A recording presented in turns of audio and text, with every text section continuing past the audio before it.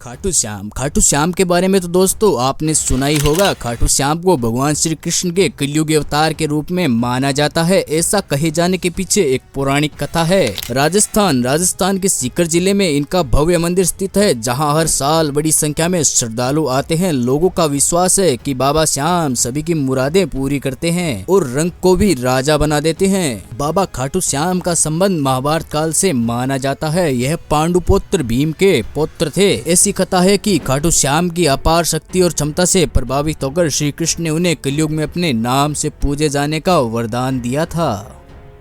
लाक्षागृह की घटना में प्राण बचाकर वन भटकते पांडवों की मुलाकात हिडिंबा नाम की राक्षसी से हुई। यह भीम को पति के रूप में प्राप्त करना चाहती थी। माता कुंती की आज्ञा से भीम और हिडिंबा का विवाह हुआ। घटोत्कच का पुत्र हुआ बर्बरीक, जो अपने पिता से भी शक्तिशाली और मायावी था। बर्बरीक देवी का उपासक था। देवी के वरदान से उसे 3 दिव्य बाण प्राप्त हुए थे, जो अपने लक्ष्य को भेदकर वापस लौट आते थे। इसी वजह से बर्बरीक अजय हो गया था। महाभारत के युद्ध के दौरान बर्बरीक युद्ध देखने के इरादे से कुरुक्षेत्र आ रहा था, लेकिन श्री कृष्ण जानते थे कि अगर बर्बरीक युद्ध में शामिल हुआ तो परिणाम पांडवों के विरुद्ध होगा। बर्बरीक को रोकने के लिए श्री कृष्ण ने गरीब ब्राह्मण बनकर बर्बरीक के सामने आए और अनजान बनते हुए श्री कृष्ण ने बर्बरीक से पूछा, तुम कौन हो और कुरुक्षेत्र क्यों जा रहे हो? जवाब में बर्बरीक ने बताया कि वह एक दानी योद्धा है, जो अपने एक बाण से ही महाभारत युद्ध का निर्णय कर सकता है। भगवान श्री कृष्ण ने बर्बरीक की परीक्षा लेनी चाही तो उसने एक बाण चलाया, जिससे पीपल के पेड़ के सारे पत्तों में छेद हो गया। एक पत्ता श्री कृष्ण के पैर के नीचे था, इसलिए बाण पैर के ऊपर आकर ठहर गया।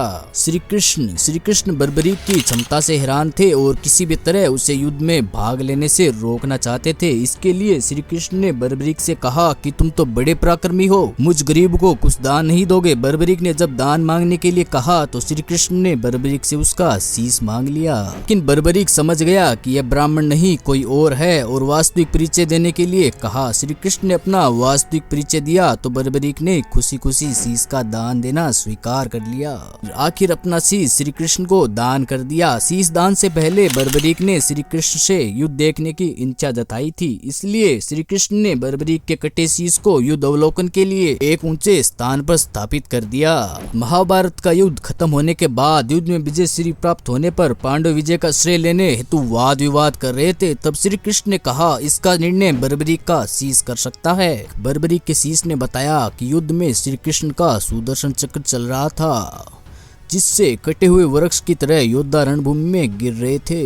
द्रौपदी महाकाली के रूप में रक्तपान कर रही थी। तब श्री कृष्ण ने प्रसन्न होकर बर्बरीक के उस कटे शीश को वरदान दिया कि कलयुग में तुम मेरे श्याम नाम से पूजित होगे। तुम्हारे स्मरण मात्र से ही भक्तों का कल्याण होगा और धर्म अर्थ काम मोक्ष की प्राप्ति होगी। स्वरूप दर्शनोपरांत बाबा श्याम खाटू धाम में स्थित श्याम कुंड से प्रकट हुए थे। श्री कृष्ण विराट शालिग्राम रूप में संवत 1777 से खाटू श्याम जी मंदिर में स्थित होकर तो की मनोकामनाएं पूर्ण कर रहे हैं। प्रत्येक वर्ष होली के दौरान खाटू श्याम जी का मेला लगता है। इस मेले में देश विदेश से भक्तजन बाबा खाटू श्याम जी के दर्शन के लिए आते हैं। इस मंदिर में भक्तों की गहरी आस्था है। बाबा श्याम, हारे का सहारा, लखदातार, खाटू श्याम जी, खाटू का नरेश और शीश का दानी, इन सभी नामों से खाटू श्याम को उनके भक्त पुकारते हैं। खाटू श्याम जी मेले का आकर्षक यहाँ होने वाली मानव सेवा भी है। बड़े से बड़े घराने के लोग आम आदमी की तरह यहाँ श्रद्धालुओं की सेवा करते हैं। कहा जाता है ऐसा करने से पुण्य की प्राप्ति होती है, क्योंकि इस मंदिर में इतनी आस्था है कि वे अपने सुखों का श्रेय भी उन्हीं को देते हैं। भक्त बताते हैं बाबा खाटू श्याम जी सभी की मुरादें पूरी करते हैं। खाटू धाम में आस लगाने वालों की झोली बाबा खाली नहीं रखते हैं।